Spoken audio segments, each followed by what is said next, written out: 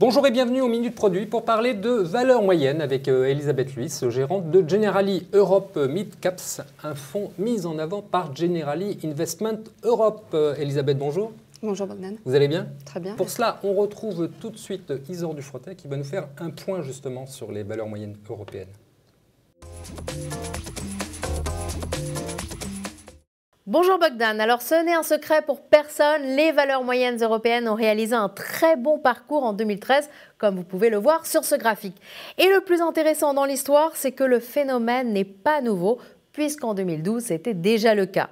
Preuve que les investisseurs ont bien fait la différence entre la situation économique de l'Europe qui n'est pas florissante, mais qui montre des signes d'amélioration, et le potentiel des PME européennes qui, lui, reste important dans de nombreux pays, à commencer par la France. Il était donc possible de profiter de la hausse des valeurs moyennes cette année, à condition bien sûr d'accepter de prendre du risque action. Et dans ce domaine, Generali Investment Europe a une bonne carte à jouer car la société de gestion travaille avec succès sur cette classe d'actifs depuis plus de 10 ans. Avec Generali Europe Mid Caps, Generali Investment Europe aborde cette classe d'actifs par le biais de la multigestion. Generali Europe Mid Caps est un fonds de fonds. Les investissements s'orientent principalement vers des OPCVM de petites et moyennes capitalisations européennes.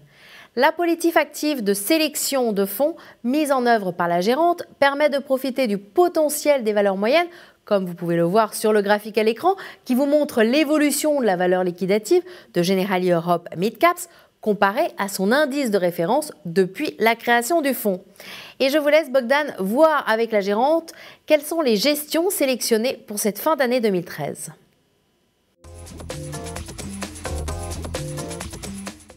Merci Isor. Elisabeth, très bonne année 2013. Et en 2014, alors qu'est-ce qui se passe? On prend les mêmes et on recommence, c'est ça? Alors tout d'abord, on ne change rien à la méthodologie. On garde la même façon de sélectionner les fonds. Une première étape qui est l'étape quantitative, puis l'analyse qualitative. Et même lorsque nous sommes satisfaits de nos positions, on continue de faire des recherches. Choisir le bon fonds au bon moment. Pour la partie positionnement du fonds, on a déjà opéré quelques changements, allégé certaines thématiques, certains styles de gestion pour renforcer d'autres thèmes. Alors justement, lesquels? Eh bien, ce qu'on a allégé et pris des profits, c'est notamment toutes les thématiques qui étaient liées au vieillissement de la population, toutes les valeurs liées à la santé. Aujourd'hui, depuis cette année, on a accès à un certain nombre de valeurs qui étaient délaissées, mal aimées, certaines valeurs value, qui étaient large cap et avec la crise sont devenues des mid, voire des small.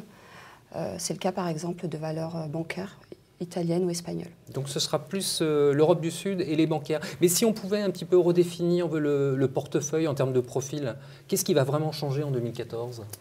Alors, quand vous dites plus des valeurs d'Europe du Sud, c'est la résultante de notre sélection. C'est vrai qu'on a plus d'Italie et d'Espagne en ce moment. L'économie de ces pays, elle est devenue plus stable. Donc il y a une certaine compétitivité, certaine attractivité. Néanmoins, le cœur du portefeuille et le vivier restent les valeurs industrielles, celles qui sont leaders sur leur marché, des secteurs de niche. On a par exemple des valeurs dans l'innovation ou des télécoms également à bas coût. Voilà, ça c'est notre cœur de portefeuille. Mais ça sera géographiquement qu'on repérera le mieux un peu la différence entre 2013 et 2014, c'est bien cela? Oui. Même déjà fin 2013, on voit déjà cette rotation ou plus de valeurs présentes sur cette zone qui est l'Europe du Sud. Alors la grande inconnue en 2014, c'est la position de la Fed. Quid si la Fed arrête de soutenir l'économie mondiale comme elle le fait depuis plusieurs mois? Alors, encore une fois, ce n'est pas un fonds d'allocation. Donc nous allons rester investis sur les petites et moyennes valeurs. Sur les fonds Sur les fonds, bien sûr. Les décisions de la Fed vont apporter de la volatilité. Les petites et moyennes valeurs, traditionnellement, sont dans un premier temps épargnées et moins arbitrées en tout cas.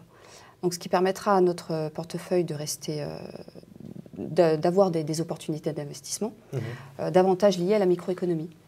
Et puis d'un autre côté, le biais qualité de notre gestion permettra de résister en cas de retournement des marchés. Très bien, Elisabeth, merci beaucoup. Merci Bogdan.